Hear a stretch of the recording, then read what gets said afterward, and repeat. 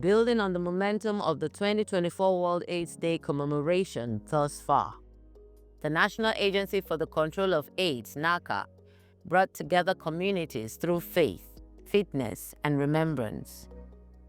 On day 3, Muslim faithful within the agency gathered at the National Mosque for the Jumat service. Together, they offered prayers for those affected by HIV and AIDS and for continued progress in the national response. We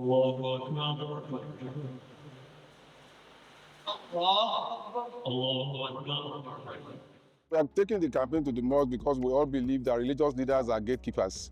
Their followers listen to them even more than the government policies, and whatever comes out from the mosque, people believe is coming from the voice of those who is leading the Muslim Ummah.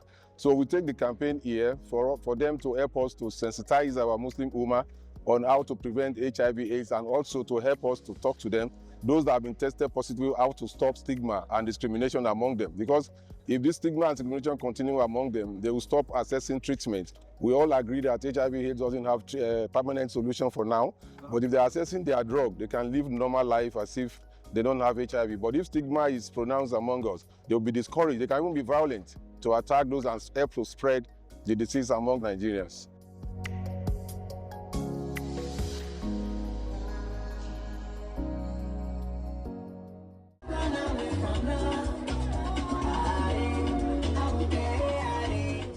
Day 4 featured a health walk against HIV,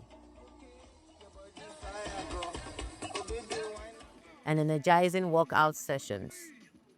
Open to all, the event raised awareness about HIV and AIDS, encouraged healthy lifestyles, and promoted HIV testing and counseling services.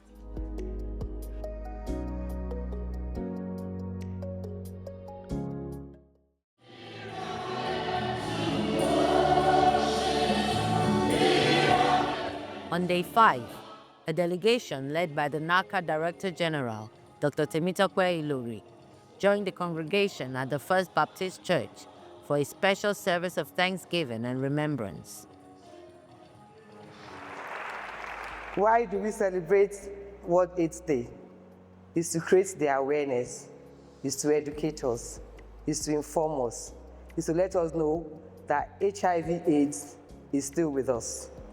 It's to let us know that people living with HIV can live normal life. It's to let us know that we should not stigmatize against people living with HIV.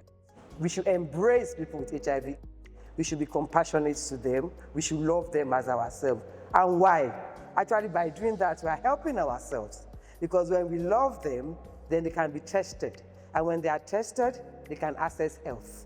And when they access these medications, they can use it. So if we support them to take this medication every day, the virus in their blood, which is the HIV virus, human immunodeficiency virus, will be so low that we refer to it as undetectable.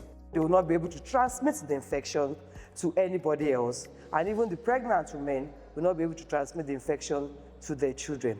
And I also want to sound this note of warning, because sometimes we have people come and give testimony, and then we tell them, oh, God has done it, they should stop their medication, they don't need to be on drugs any longer. I'm a Christian, I'm born again, I believe in the word of God, I believe in miracles, but please counsel them that the drugs are working.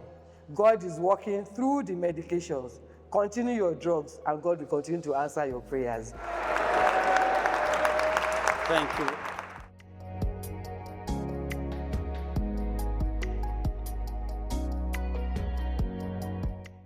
The commemoration continued on day 6 with a solemn moment of remembrance during the Candlelight Memorial Vigil, a tribute to those lost to HIV and AIDS that inspired renewed action and solidarity in the fight against the disease.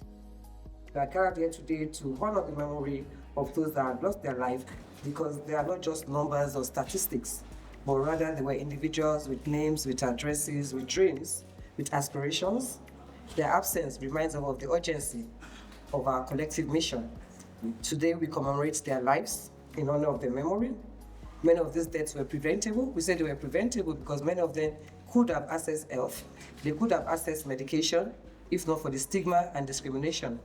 They could have been alive today. So I want to say that as a government, we are very committed to ensuring that we protect the rights of every individual, no matter their religious status, no matter their educational status, no matter their sexual orientation. But we are very committed to ensure that everybody has access to the health facilities and access to treatment, and they can actually reach their full potentials and live a life of dignity. The second reason why we are here is to recognize and appreciate all those who have spent their life, and they continue to spend that life to provide the necessary support, so to the people who are infected or affected. In advocating, in mobilizing resources, in ensuring that we have policies in place, in ensuring that we do the right things. And I also want us to recognize and appreciate all those who have been working in that sense and making sure, so that the capacity are provided. As we light our candles tonight, let us remember that these flames symbolize both loss and hope, a commitment to ensuring that no life is forgotten, no effort is in vain, and no one is left behind. We must continue to fight stigma and discrimination, educate our communities, and uphold the dignity of everyone affected by HIV. As we light our candles tonight, let them illuminate not only the memory of those that we have lost, but also the path forward, a path built on compassion, resilience, and unwavering resolve to end the epidemic.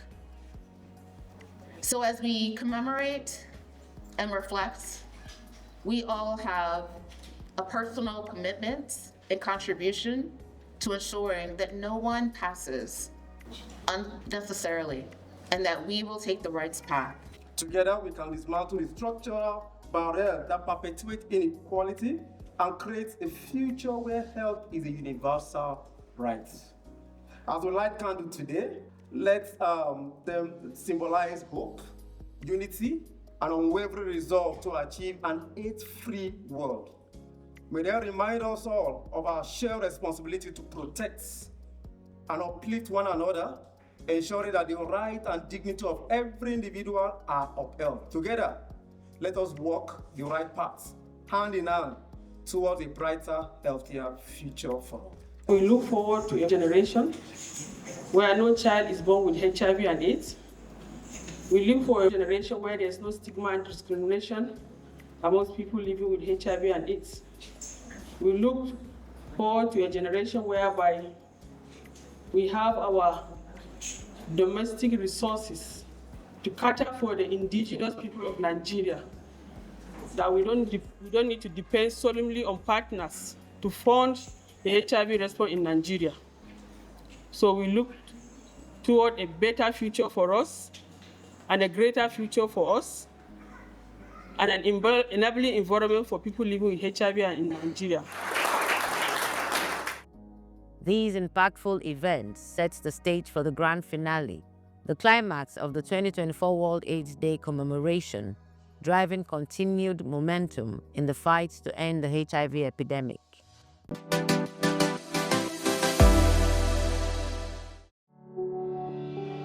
For more information on HIV and AIDS and related diseases, or to report suspected cases of stigma and discrimination, violence and human rights violation, please call the National Call Center, toll-free on 6222.